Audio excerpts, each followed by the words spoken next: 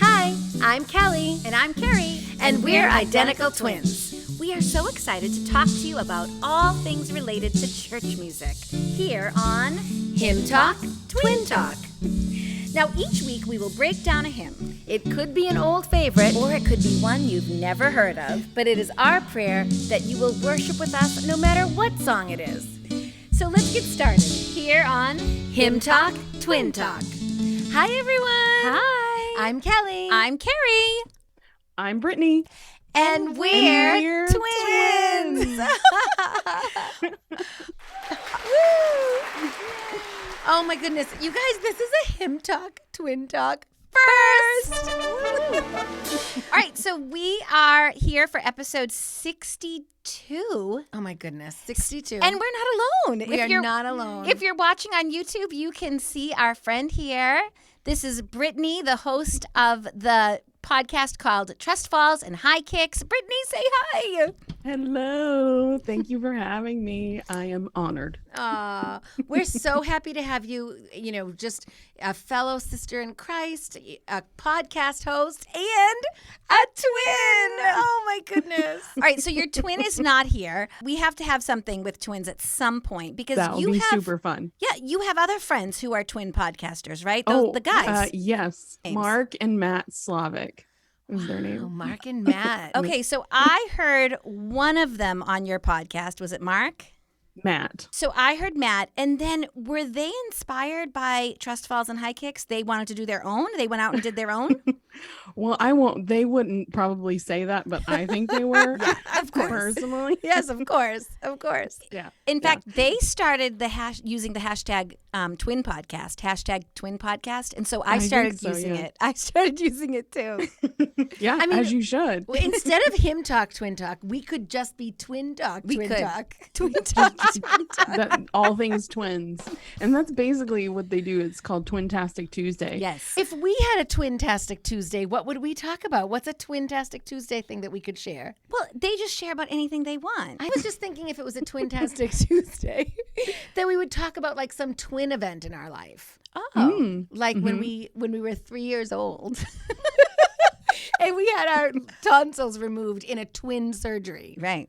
Both of us yeah. on the operating table. That's That's funny. Twintastic, Carrie. We also had our tonsils taken out. How on old the were same you? day. How old were Were you? you little? I think we were like 5 maybe. Okay. It's very fuzzy Yeah. memory. I do remember getting a Care Bear out of it. So Well, this was actually a big deal. This was in the newspaper. So Right, it it was was the in our first newspaper. time that the twin surgery had ever been performed on twins. Right. oh, wow. So it was in the newspaper, yeah. We were He famous. is super famous. All right, so our listeners are wondering why you're here. So we have said that she's a podcaster And a twin. and a twin, but really we wanted to hear about her show and her ministry. You guys, her podcast is called Trust Falls and High Kicks, which is such a great name. Tell us how you came up with that name. Yes. Okay, so it's kind of got a twofold process. So my sister, she was like, okay, you're going to start a podcast. And so she's like, okay, we got to name this. We always joke about doing trust falls because, it's something like people joke about at corporate retreats or team Yes. buildings. You do these trust falls, and just thought that was so funny. And I also literally do high kicks. I will just randomly kick high. Really? For no reason. I know. It's something I would say was something cool happened. I'm like, kick. And so we're like, hey, what about trust falls and high kicks? And then how can we make that not just be something ridiculous and silly? And because I just felt like called to do this. I feel like the Lord said, hey, I want you to tell your story. And so I was like, okay, how can I make these silly but also serious? And so trust falls, it just fit. Like trust falls represents the risk and the trust that you take in the Lord, like stepping out in faith and taking risks for Jesus, Right. but also having faith that he's going to catch you when you fall. And then the high kicks were just joy. Right. And just Right. happy little happies in life and the joys of life. And so I was like, yeah, that's absolutely my story. That's so you know, great. it's hope and joy and being able to hold those at the same time as you're going through hard things. Yeah. And it's just telling that story, my story, and then bringing other people on to tell their hards and high kicks. So, Right. yeah. All right. So your last episode was in December. You were wrapping up season 2, and we're curious, when are you coming back? I mean, I really want season 3. First of all, thank you. I have never felt so encouraged as I have by you guys. For real. Don't worry, I am not done with this. Okay. The start of this year has just been really hard. I just had to kind of take a step back and say, okay, what do I have space for mentally, emotionally, physically? And so I'm just going through so many transitions. I got a new job. I'm selling my house. I'll be moving. I'm building a house. All that to say, I will be coming back. I will be coming back for season 3. It just might not be till 2023. Podcast hosting is a lot of work, and It you know, is. you're talking to us, right? So we totally get it. It is a lot of Yep. work, and having that break is sounds nice. awesome. Yeah. We switched to every other week. Right. About a year ago. Right when 6 kind of months. we were back to our jobs after the pandemic, you know, we were back working, and it was impossible to keep up. I once a don't know week. how we even did know. weekly episodes. Yeah. But I want our listeners to know that you can go back and listen to any of your episodes. They're all there. You can find Trust Falls and High Kicks on all your podcasting apps. I really believe that you have a story that needs to be heard. And I think that's why I wanted you on the podcast. And that's why I want to hear more from you in future episodes, whether it's 2023 or after. Your story is one that would inspire and encourage so many people. Tell us, I want people to go back and listen to your episodes so they can hear the whole thing. But can you give us a little, like, abridged version? Your time in the Ukraine, then your time coming back. Sure. Yeah, I don't have your typical missionary story. I was a missionary in Ukraine for about 3 years, and I never wanted to be a missionary. That was not something I ever even was ever in my sphere. I didn't become really a passionate follower of Christ until college. I went on a mission trip with our high school group at church. It's like God just opened my eyes to his world, and I was able to see outside of my little Arkansas Christian bubble. I just knew that, like, hey, this is what my purpose here on earth is to share the gospel and to do it in Eastern Europe. And so after a couple years of raising support, I moved to Ukraine, and I did youth ministry there. So through the local church, we did discipleship training, English camps. I taught an English club and stuff like that. Yeah, it was a really small team. It was a really new team. It was 2 married couples and me. I was the only single, which I never recommend, being the only single on a team. And I think it was just a colliding of misunderstanding. Like, they didn't know how to care for me, and I did not know how to be cared for. I experienced a lot of just spiritual abuse, mental, verbal abuse. And what's hard is, like, because I was alone, I had, acquaintances, but the Ukrainians, they were my ministry, right? And so it's hard to be like best friends with and there's also that cultural barrier.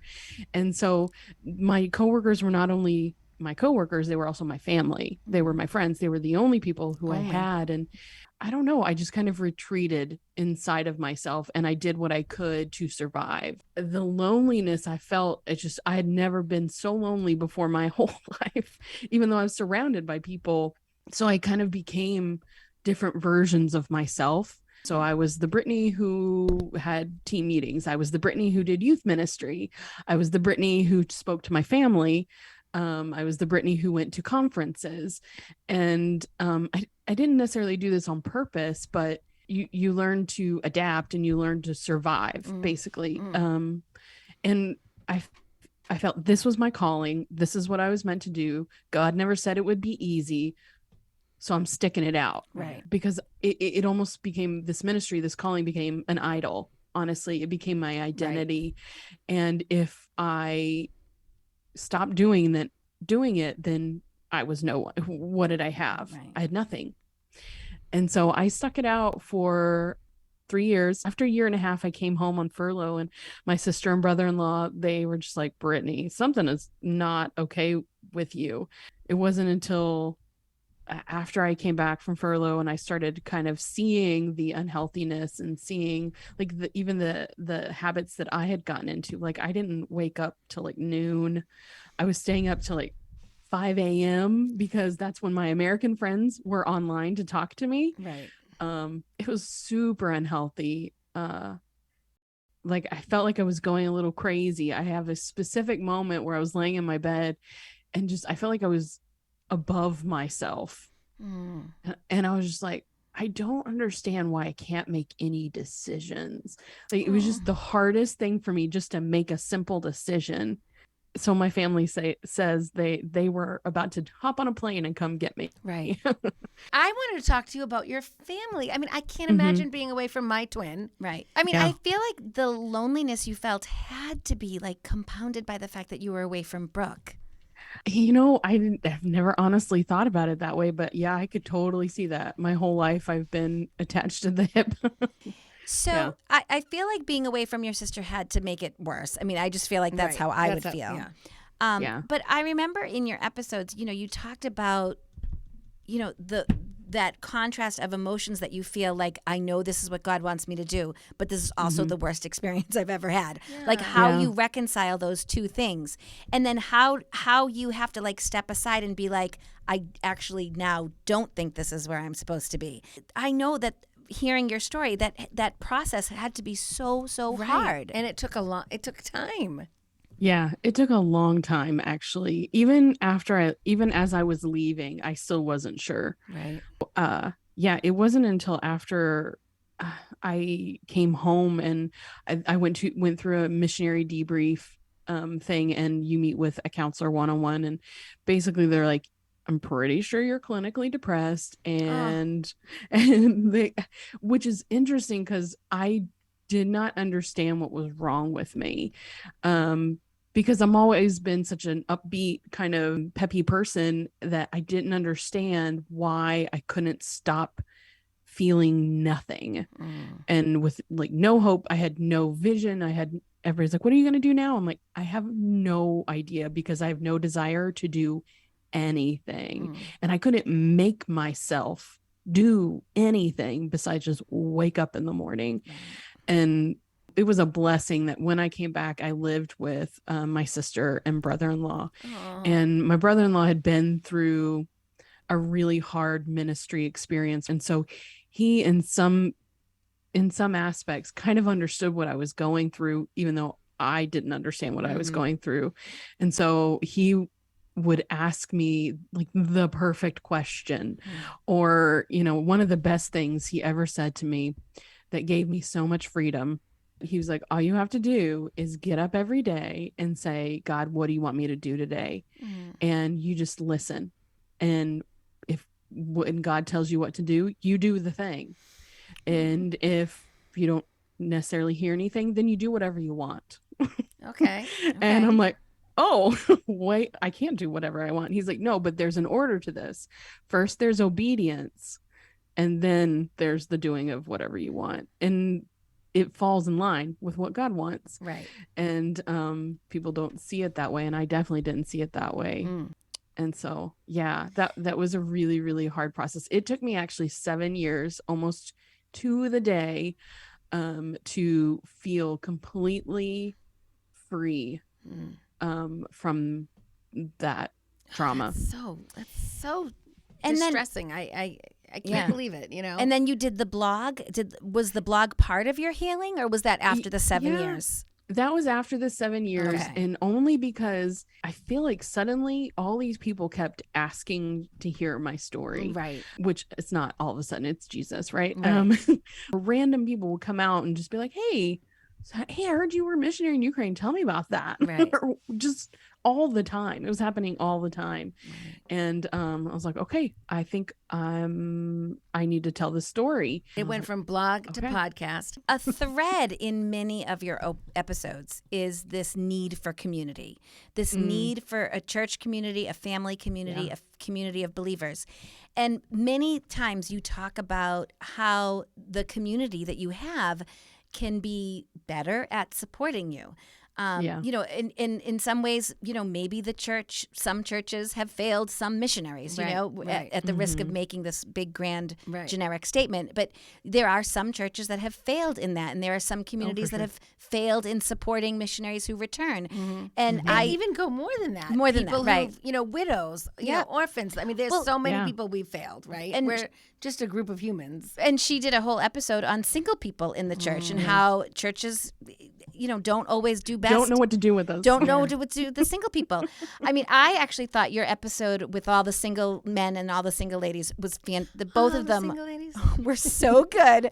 I actually want my son, he's 18. I want him to listen to the single guys episode. Those men were awesome. Oh, thank you. Yeah, those are super fun. I'm And, sure. you know, I'm like, how do we do this without sounding bitter and angry? No, And I'm you like, didn't I at think all. we did pretty good. No, but I have to tell you, as a listener who just adores you, I'm like, how come she's not dating one of them? I know. Why wasn't there a connection there? They all sounded so nice. I mean, one of them was like super far away because he moved, but like, why? Yeah. Why aren't we dating? They're all so nice and she's so nice. You're so sweet. No, I'm pretty sure they're all attached now. Oh, They are. wow. Okay. They And are. one's in his 20s, and that's just a little too young for me. Every episode is so different, and Yeah, but I thank you. have to say, I told Kelly this before. I mean, I loved the mini episodes at the beginning when it was just you sharing your story, Thank and I you. do think people need to hear that. Thank you. Those were hard. Of but, course like they you said, were. And they were like little, I tried to make them not like little digestible pieces. Yeah. Yeah. But your way of doing that, it was such a dynamic way of storytelling. And this is, I think, what I said in the Thank first you. email, because it made us like, it was just these little bits and pieces and we wanted more. I couldn't wait for the next mini episode.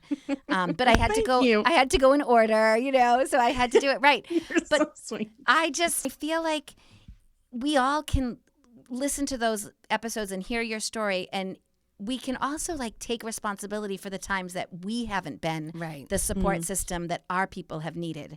And I was really convicted by that.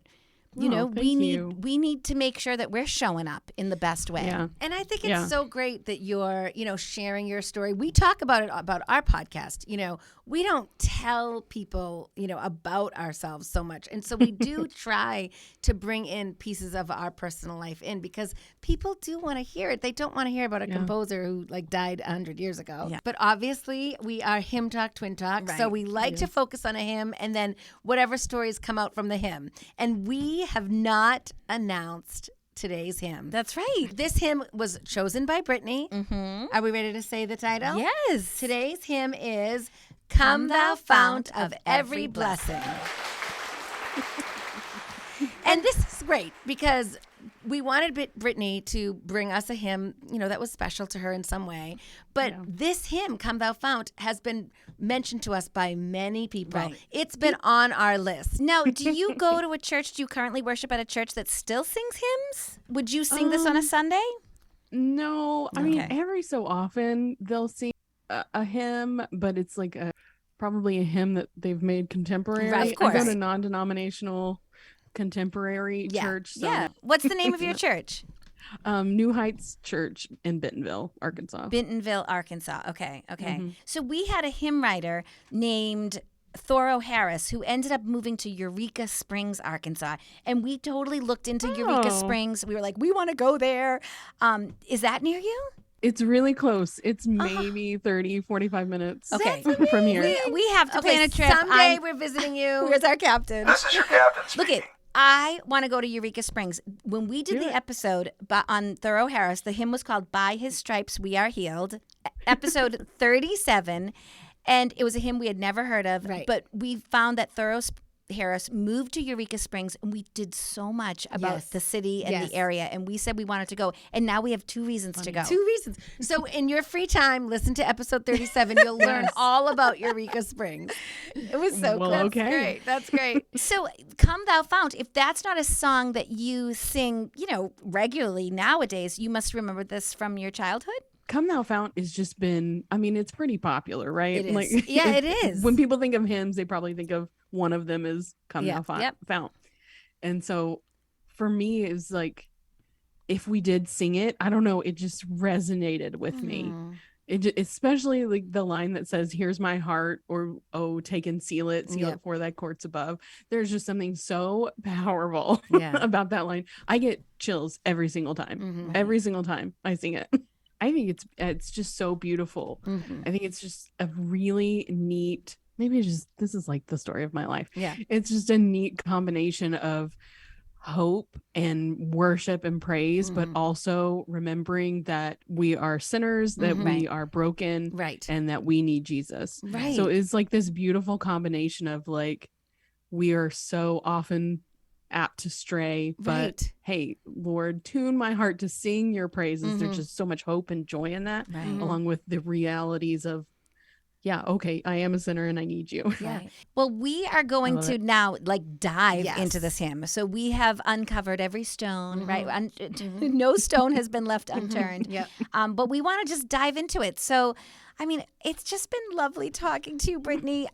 Same. You can come back anytime. Yes. And we want to know when that season 3 is coming out. We will post for our listeners, the podcast. There's 46 episodes that anyone can listen to. Right. Start listening now, and by the time you're caught up, she'll have the next season open. There you go. Exactly. And season That's the 3 is going to plan. be just lovely. Oh, All good. right. Well, thank Thank you so you. much. I don't want Yeah, to stop thank talking you. to you because you're awesome, but I cannot wait to dive into Come Thou Fount. Yeah, It's we have such a lot to great talk hymn. about. Yeah. Okay. Yeah. All right. I love Bye, it. Brittany. Thank you. Bye. Thank Thank you you. guys so much. This was so fun. Fun for us too. Fun. Fun for us. All right. Bye. Bye. I loved talking to her. That was really a lot of fun. And that's all thanks to social media. Yeah. And I love what she had to say about our hymn this week. I know. So, Come Thou Fount of every blessing. All right, so we haven't even sung it. So what do we say we just sing that first verse just to get it in everyone's heads? Yeah. Come Thou Fount of every blessing, tune my heart to sing thy grace. Streams of mercy never ceasing, call for songs of loudest praise. Teach me some melodious sonnet sung by flaming tongues above. Praise the mount, I'm fixed upon it, mount of thy redeeming love. I mean, I feel like that's pretty, and I feel like everybody knows it. Yeah. But I was thinking as I dug into it and was looking at the words and the music and the rhyming patterns, there are many reasons why this hymn should not be still popular today. Really? Yes, really. Some of the words are weird. They're I know. old-fashioned language. Yeah. It hangs around on that upper note quite a bit. Right. On It that third line. Could be uncomfortable for a lot of congregations to sing. And I actually think that there's words in there that are hard to understand. Mm-hmm. Like maybe on their own it would be easy, but if you put it together in this like poetic way, it's kind of hard to understand. Right. And we're going to talk a lot about the man who wrote the words because Mm-hmm. he's just kind of amazing. But I thought I would start with a quiz. Oh.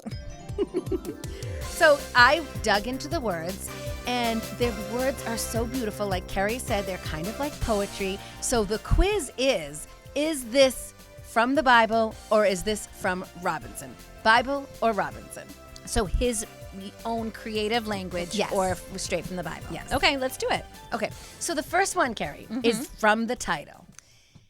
Fount of every blessing. Is that a direct quote from the Bible? I think that's Robinson. You are right. Yay. Yay. So there really, isn't a place that is called Fount of Blessing. We talked last episode about the Bible passage where Jesus is saying that if you drink this water, you will be thirsty again. But whoever drinks of the water that I will give will never thirst. The water that I give will come in him a well of water springing up to eternal life. That was the most I could see about a fount or water or blessing that's, for eternity. All right, going on in verse 1, Carrie, how about flaming tongues? Is that Bible or Robinson? I'm pretty sure that's Bible. You are right again. Yep. You are right again. In fact, we're going to talk about this later, but Robinson wrote this as a Pentecost Sunday hymn. Wow. This comes right from Acts. The first day of Pentecost, when the Holy Spirit came down, they saw what seemed to be tongues of fire. All right, let's look at verse 2. Okay. And then you can quiz me again. Okay. Robinson or Bible?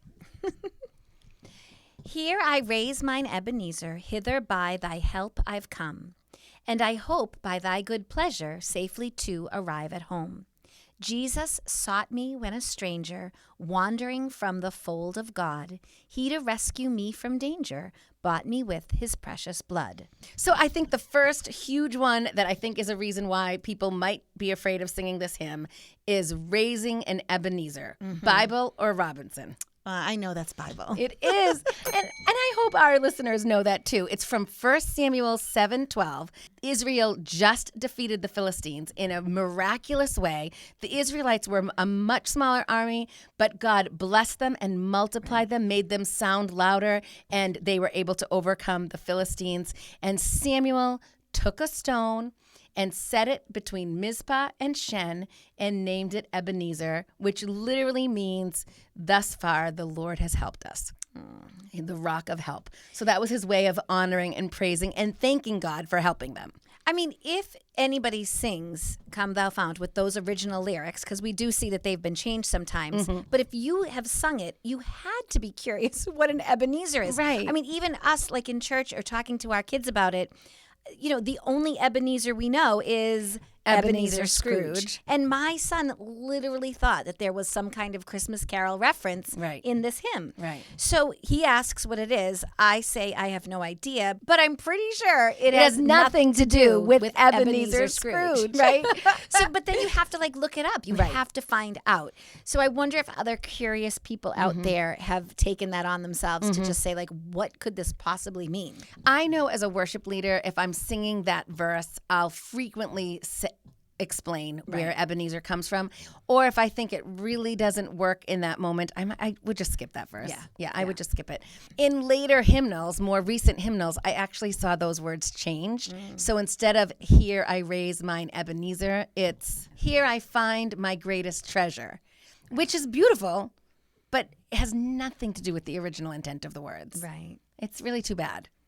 So I would rather use the original words, here I raise mine Ebenezer, and just have a moment of explanation. All right, verse 3, read us the words.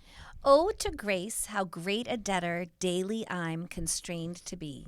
Let thy goodness, like a fetter, bind my wandering heart to thee. Prone to wander, Lord, I feel it, prone to leave the God I love. Here's my heart, oh, take and seal it for thy courts above. That's a beautiful verse. Beautiful verse. Yeah. The words are great. Yeah. All right, from verse 3, Okay. grace like a fetter. I don't even really know what a fetter is. What's that?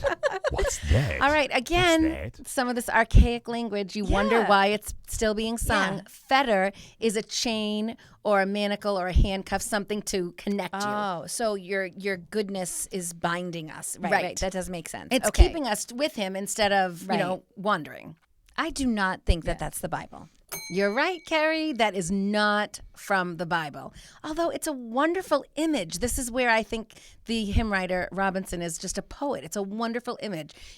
His grace is now connecting us to him so that our wandering heart, doesn't stray too far. Right. It's because of his grace. And it's because of those fetters.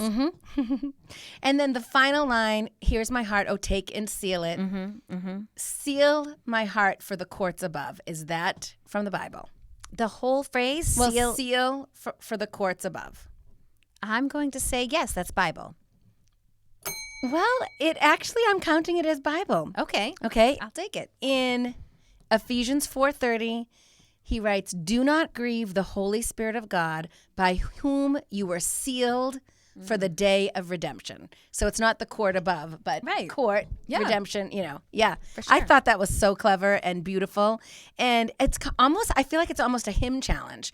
Write a hymn that has no language from the Bible, but make it sound like it is. I know. You That's know? true. Yeah. Because you would read that and think all of that was, it could have been from the Psalms or from Right. Proverbs or from Hebrews. Those words could exist somewhere. They just, just don't. Don't. So those are the 3 verses that are in our hymnal, and those are the 3 verses that are most sung. There is a 4th verse, which we're going to talk about later, Okay. that was eventually dropped. Okay, so we've been talking about this guy, Robert Robinson.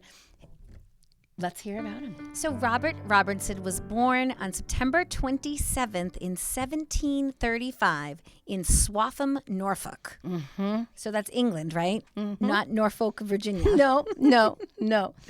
So when he was 8 years old, his father died. I read that he ended up working for a barber as an indentured servant. Wow, a barber. He was a barbered apprentice. And his mom was a godly woman. And she actually really, really wanted her son to be a member of the clergy. Right, of the Church of England, but they had no money. They had no money for education. They had no money for lessons. Yeah. But of course, he is like this, rebellious teenager. He is not interested in being a hairdresser. Nope. And he's really not interested in joining the clergy. Right, and this is what he does. This is an exact quote, Carrie. This is from the famed hymnologist Kenneth Osbeck. We've definitely quoted from him before. When he writes about this time period in Robinson's life, he says, "He associated with a notorious gang of hoodlums and lived a debauched life." Robert Robinson. Very bad man. And there's this story that him and his friends went to see a fortune teller.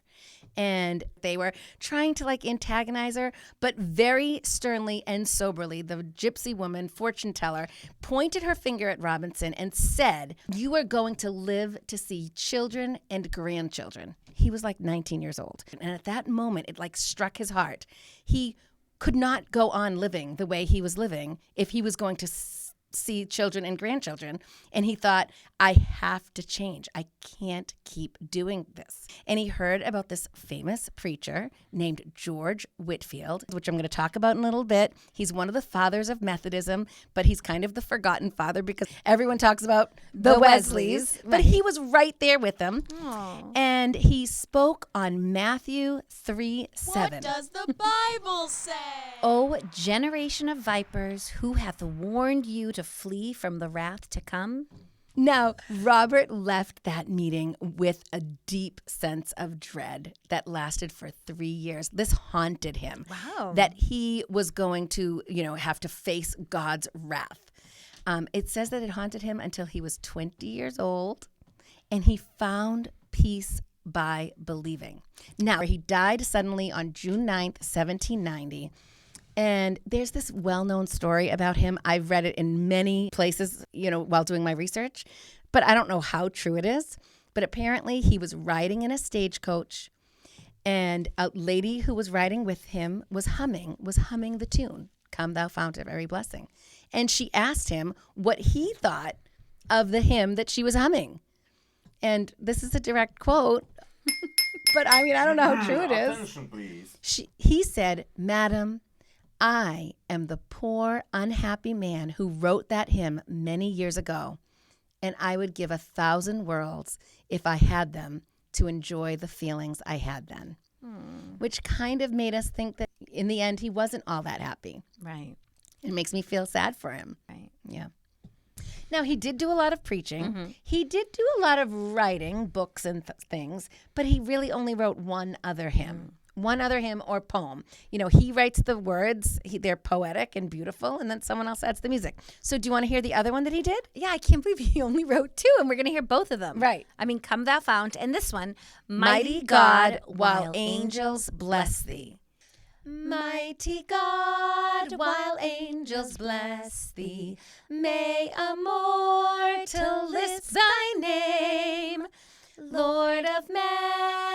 as well as angels. Thou art every creature's theme, Lord of every land and nation, ancient of eternal days, sounded through the wide creation.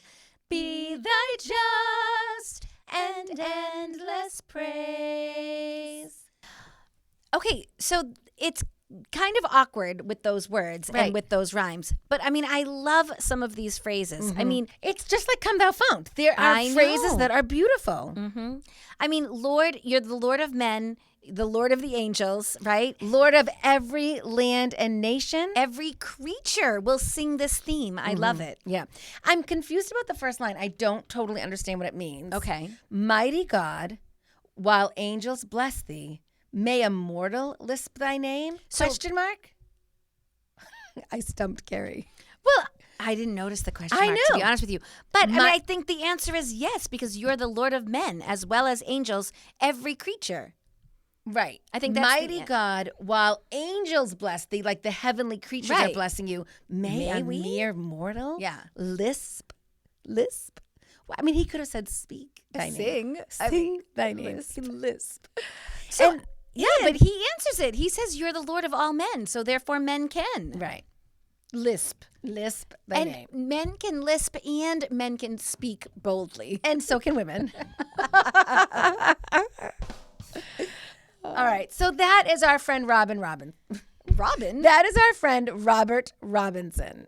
So, of course, we can look at Come Thou Fount and see the poetic language and see how beautiful it is. Right. But it is awkward to sing. I mean, it is a poem and it's beautiful, but the idea of singing it is tricky. So you find the absolute right tune to go with it, and then the hymn can live on. Not only does the hymn live on, but the music makes the words even more beautiful. It makes the words even more meaningful. So, Carrie, tell us about this music.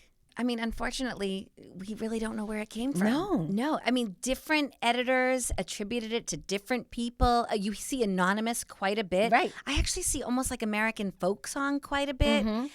We really don't know where it came from. So it's often seen with the hymn tune Nettleton, Right, the hymn Nettleton. title, Nettleton. So if we look into Nettleton, he was a well-known evangelist. He did compile hymns. So they called it Nettleton. They attributed it to him, but there's really no proof that he had anything to do with it. I mean, there's no proof that he wrote any music ever. So why? Why did they give it to him? It is not known where the tune name first appeared or Right. who was responsible for it. You can also see that it was given the tune title Hallelujah in an early hymnal. I mean, we really don't know much about it. There does seem to be this folk song quality to it. In a hymnal that was published in like 1981, so fairly recent. Okay. One of the editors said that it was very similar to the American folk song "Go Tell Aunt Rhody." I know this song. I mean, not that I would sing it with my students in school, but I actually feel like it was like a recorder song Right. or a piano song. But back in colonial times, I mean, they think that this song would have been sung like as a play party song. So this is during New England's colonial days. We might have a special connection to this song, Kel. But yeah, the Protestant communities would have these restrictions against dancing and playing instruments, but these play parties were designed to hopefully like sidestep those restrictions and be able to still sing and play and make music. So they would use hand claps for accompaniment. Right. And there were these like children's games, and they would almost be like country dances with these like intricate movements that they all did together. All right, so we're gonna sing "Go Tell Aunt Go Rhody," Tell Aunt Rhody, and okay. you have to figure out for yourself if you think it's based on the same folk song Okay. of "Come Thou Fount." So it's "Go tell Aunt Rhody, go tell Aunt Rhody, go tell Aunt Rhody, the old gray goose is dead. Come thou fount of every blessing, tune my heart to sing thy grace." Yeah. So this is "Come Thou Fount of Every Blessing." Sung at the same time as Go Tell Aunt Rhody. Now, technically it can't really line up because Go Tell Aunt Rhody is 4 beats per measure. And Come Thou Fount is 3 beats per But measure. we're just going to try to see how it can overlap, and maybe you can see how one song was based on the other. I mean, some American hymnologists thought this once. right. So All right, we're going let's to see if they were right. We're going to see if that can be corroborated right here and now. You start. Okay, Go Tell Aunt Rhody. Go tell Come thou Aunt fount of Rhody every blessing, to tell my Aunt heart to Rhody. sing thy grace. Go Streams tell Aunt of mercy Rhody, never the old ceasing. gray Call for goose songs is of loudest dead. praise. I mean, what do you think? I feel like that was very complicated. You know what I'm most in awe of? The words of Go Tell Aunt Rhody. I mean, I looked them up, Carrie.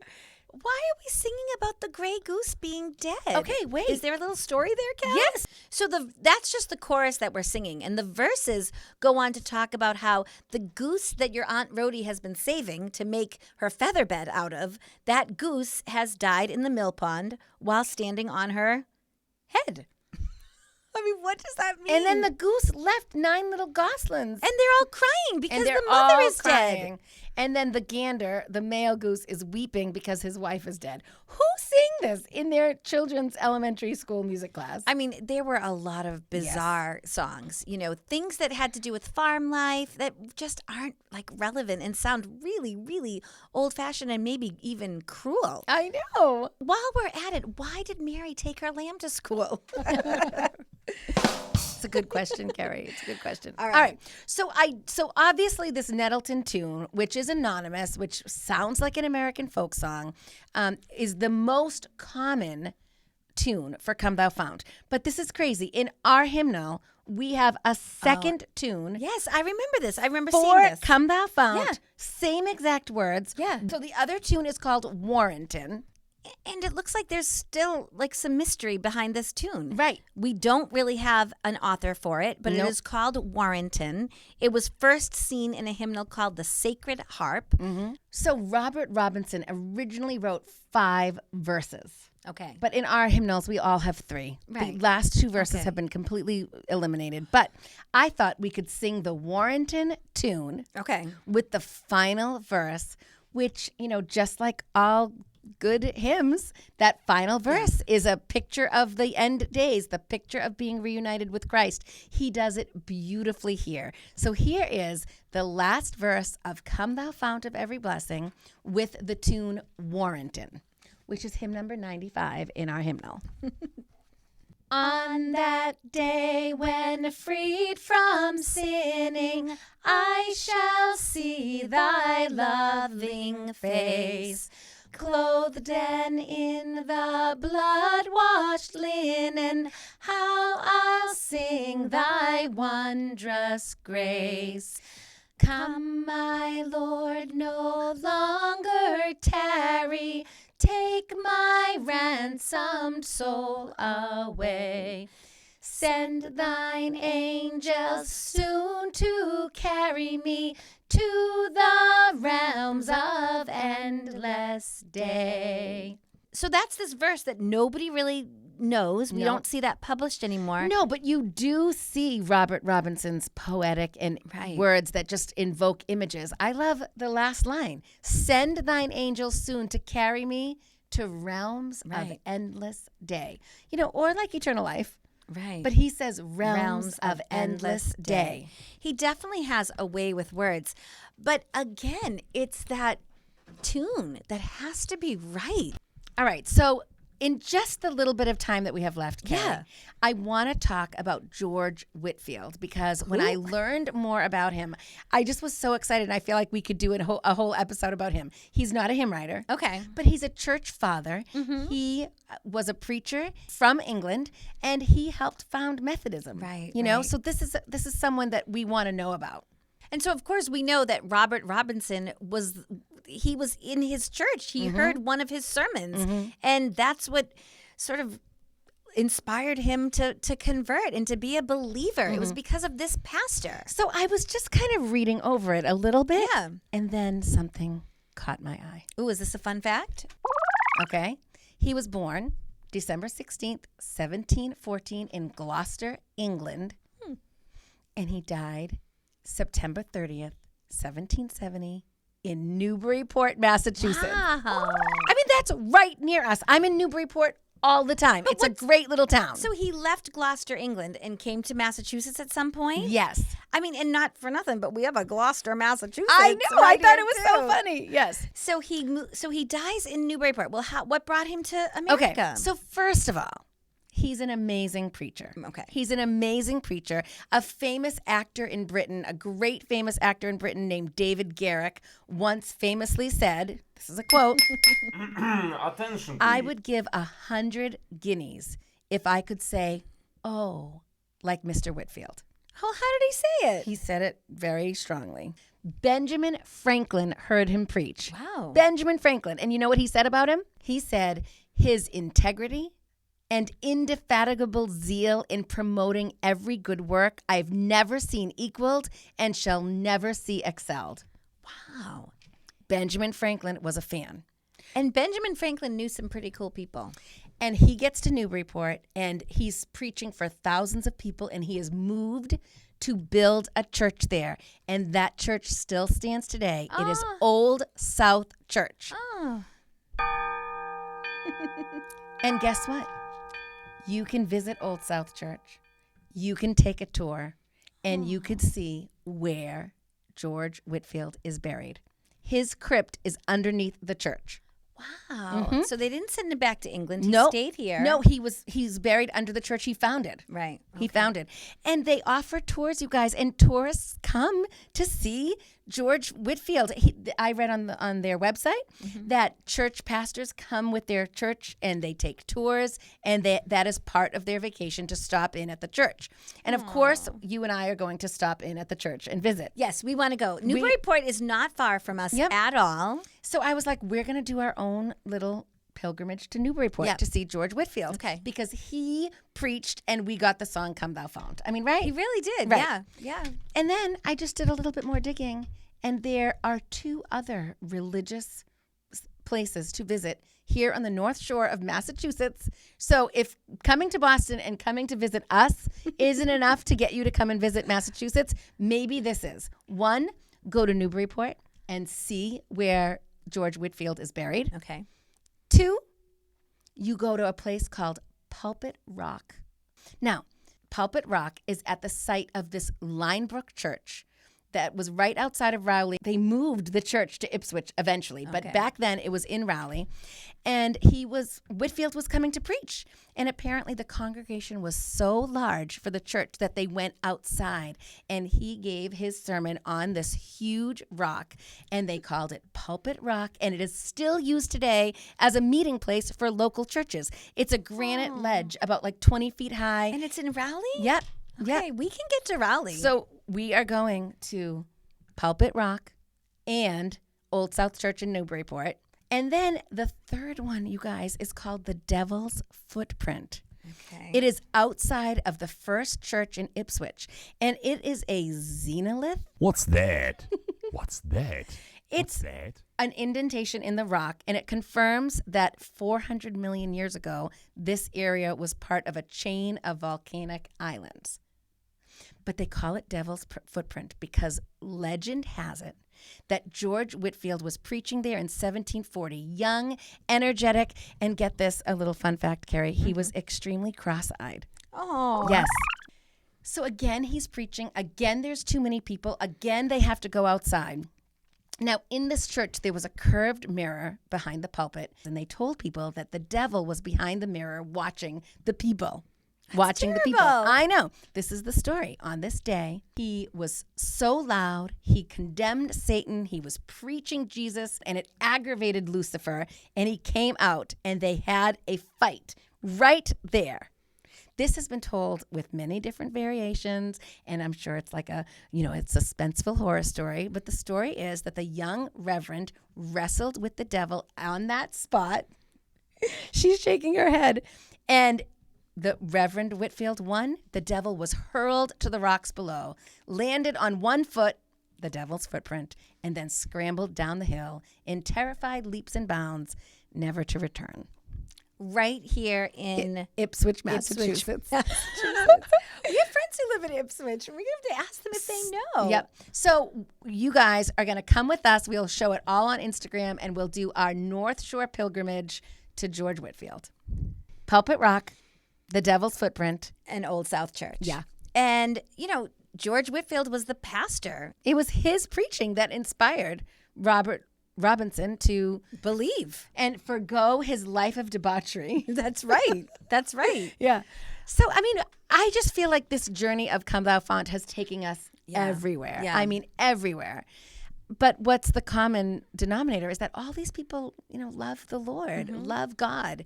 I mean, even bringing us to Brittney. Yes. I mean, Brittney was the one who mentioned the hymn. Yeah. Yeah.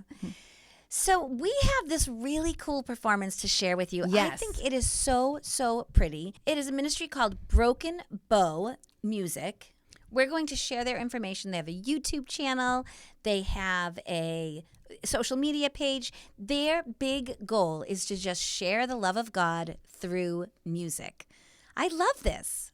So it was started by this woman named Candace Christensen, and that really just was their desire. She and her husband, Jeremy, they just wanted to help others feel God's love. I mean, doesn't music do that? yes. Feel God's love. Now, she says she's not much of a I singer. know, that's so but funny. she loves songwriting and she just loves music. And she's basically assembled this team. So the girl that we hear singing in this performance is their friend, Danny Jade Faust, and her husband Jeremy plays the piano.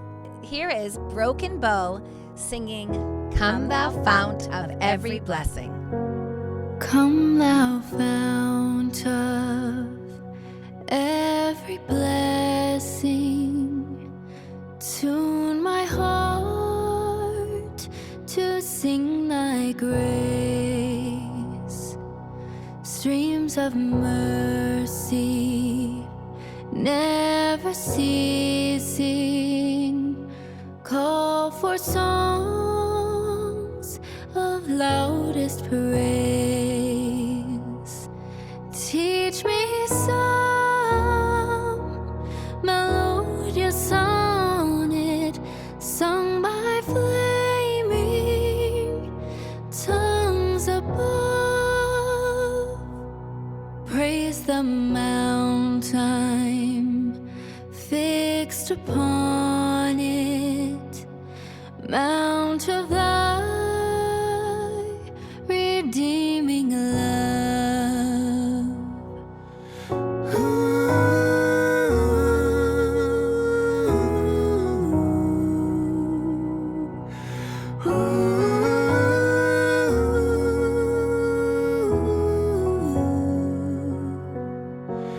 Here I raise my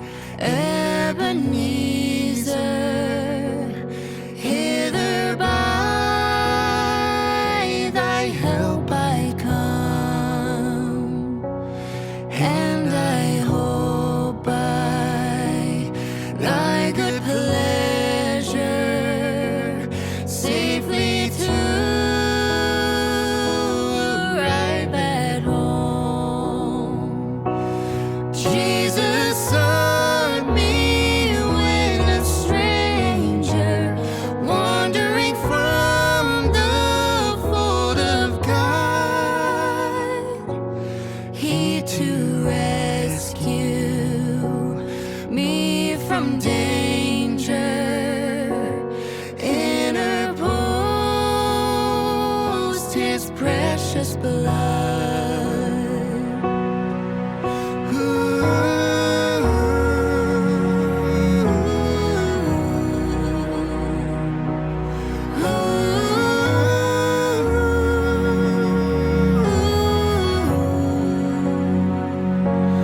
Oh, to grace how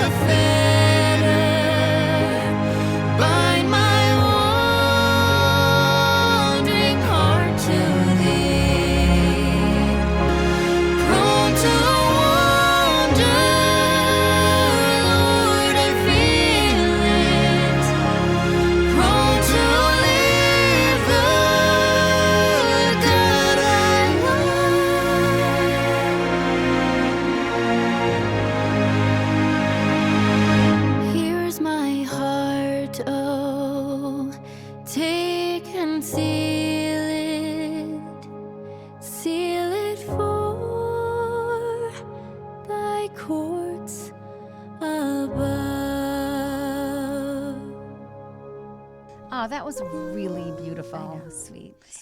And you hear again how beautiful that tune is. Yes. We don't know where it came from, if it was inspired by Go Tell Aunt Rhody, but it is the tune Right. that brings these words to life. And their particular rendition just being so simple at the beginning, you really can just hear the tune. There's not a whole lot of other Right. musical stuff going on. I love it.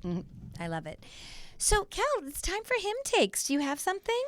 There's so many words So many in this that words. I love. I love. But a phrase that kind of speaks to me, and I have to believe that it was really true for Robert Robinson, is prone to wander. Okay, this is a hymn talk, twin talk first. Have we ever had the same hymn take? Do we have the same hymn take? We have the same hymn take. This has never happened, which is funny because I think when we first started talking about hymn takes, we thought We just it's- assumed we we're would always have the twins. same We'd always, ones. yeah, but no, we've never had this happen. Prone to wander, Lord, I feel it. Prone to leave the God I love. And I just feel like Robert Robinson's story, where he had such a past, I just think he knew that for sure. We all are. That's the Right. human That's condition. human, We are right. prone to wander, prone to leave the God I love. And we see it in the Bible over and Yes. over again that people turn their back on God, but God never turns his back on us. That's right. I really hope that you can use this hymn to worship the Lord. There's so much to it. There's so much praise. Sing the loudest praise, a melodious sonnet. It's beautiful, but it's also full of confession and grace. So I hope that when you sing this, you worship our loving, loving God. Thank you, everybody, for listening. We'll see you for episode 63. Can't wait. That's going to be August 8th. All right, see you then. Bye. Bye, everyone. Keep singing.